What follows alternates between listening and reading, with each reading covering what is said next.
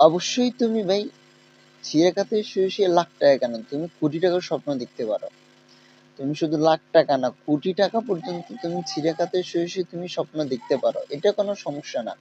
তুমি যদি সেই স্বপ্ন অনুযায়ী তুমি যদি চলতে পারো, তাহলে তুমি অবশ্যই কোটি টাকা কামাই করতে পারবে। এটাই হচ্ছে বাস্তব।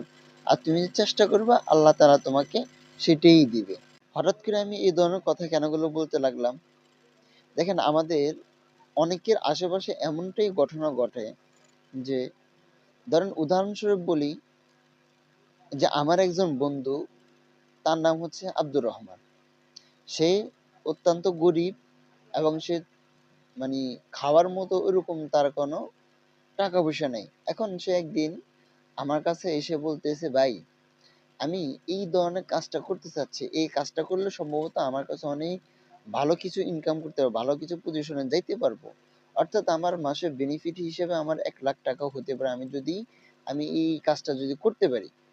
এখন সে আমার বন্ধু আব্দুর রহমান এই কথাটা যখন আমাকে বলল, তখন আমাদের দেশের কালচার অনুযায়ী আমি কি করলাম, তাকে বললাম যে, আরে বেটা তুই কি শুয়ে কি লাখ টাকার স্বপ্ন দেখতেছস? অর্থাৎ তাকে আমি বুঝাতে চাচ্ছি হলো যে, তুই হচ্ছিস গরিব, তোর টাকা পয়সা নেই, তুই খাইতে পাস না, তাহলে তুই ছিঁড়ে খাতে শুয়ে লাখ টাকার স্বপ্ন দেখবি? তুই কেন এক মাসে 1 লক্ষ টাকার বেনিফিটের স্বপ্ন দেখবি? এটা তোর হয় না। কিন্তু আসলে এটাই হচ্ছে আমাদের বর্তমান সমাজে, এটাই বেশিরভাগ হয়ে থাকে, অনেক ঘটনা এমনই হয়ে থাকে।